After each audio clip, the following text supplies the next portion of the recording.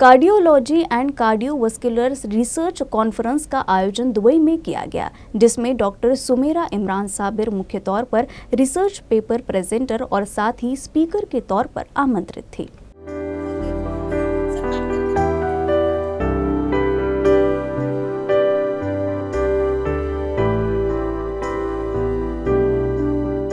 Last 3 महीने पहले मेरा रिसर्च पेपर पब्लिश हुआ था, जो एशियन जर्नल ऑफ कार्डियोलॉजी में पब्लिश हुआ था।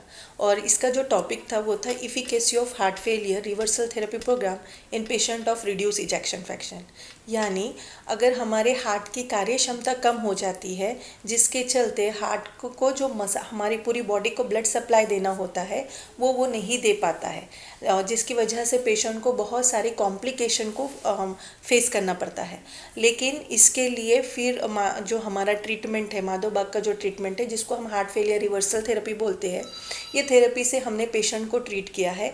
और उनमें जो पेशेंट के हार्ट रेट की ताकत यानी हार्ट की जो कार्य क्षमता है वो कम हो गई है, उसको इम्प्रूव करने के लिए अपन ने ये ट्रीटमेंट प्लान किया था।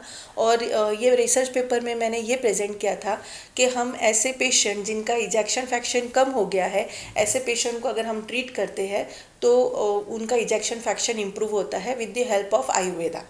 और इसके लिए मुझे international cardiology and cardiovascular conference में इनवाइट किया गया था। तो उन्होंने इस प्रेजेंटेशन को देखने के बाद हमें सिर्फ एप्रिशिएशन ही नहीं किया, बल्कि उन्होंने ये कहा कि आप एक अलग मराकल कर रहे हो कि अगर आप आयुर्वेदा से लोगों को ठीक करते हो, मेडिसिन से ठीक करते हो, और आप एलोपैथी मेडिसिन बंद कर रहे हो पेशेंट्स की, तो ये बहुत बड़ी बात है।